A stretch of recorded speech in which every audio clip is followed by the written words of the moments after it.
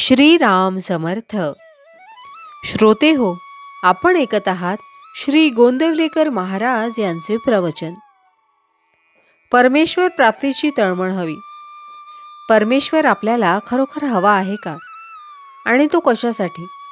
बाकी एवढे कष्ट करून तुम्ही इथे येता तेव्हा भगवंत तुम्हाला नको आहे असे कसे होईल? तुम्हाला खात्रीने तो हवा आहे, पण कशासाठी? तर आपला प्रपंच नीट चालावा म्हणून. असे जरी असले तरी त्यात वाईट नाही. त्यातूनच आपल्याला पुढला मार्ग सापडेल.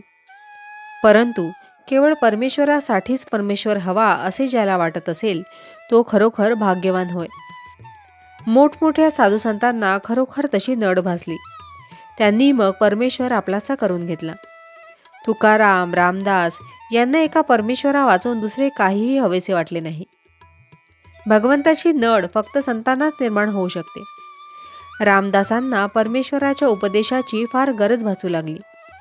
त्यांनी आपल्याला उपदेश करण्यासाठी मोठ्या भावाला विनवले.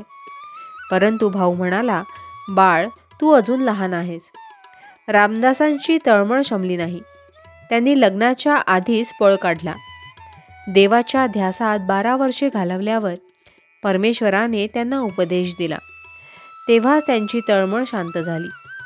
परमेश्वराची प्राप्ती ही वयावर, श्रीमंतीवर, जातीधर्मावर अवलंबून नाही. ती एका तळमळीवर अवलंबून असते. ही तळमळ असणे अत्यंत जरुरीचे आहे.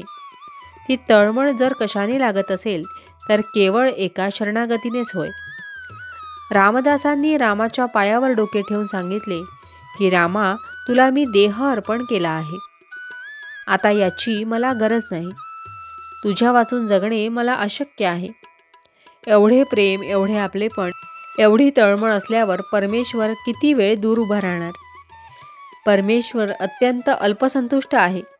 आपण त्याच्याजवळ 1 पाऊल पुढे गेलो तर तो 2 पावले आपल्याजवळ येईल. परंतु आपल्याला त्याच्याकडे जायची तळमळच लागत नाही. आपले विकार, आपला अहमपणा, आपली देहबुद्धी आपल्याला मागे खेचते. या सर्वांचे बंध तोडून जो भगवंताकडे जातो तो पुन्हा मागे फिरत नाही.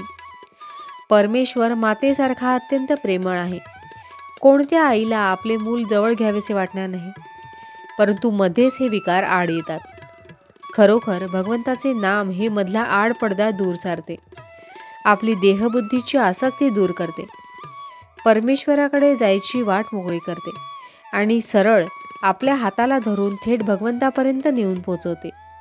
हे नाम तुम्ही आपल्या हृदयात सतत जागृत ठेवा. भावार्थ, आपण नामाची जागृती ठेवली तर विकारांना बाहेर पडता येणार नाही. जानकी जीवन स्मरण जय जय राम.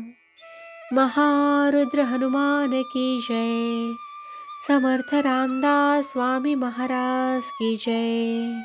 सब संतन की जय.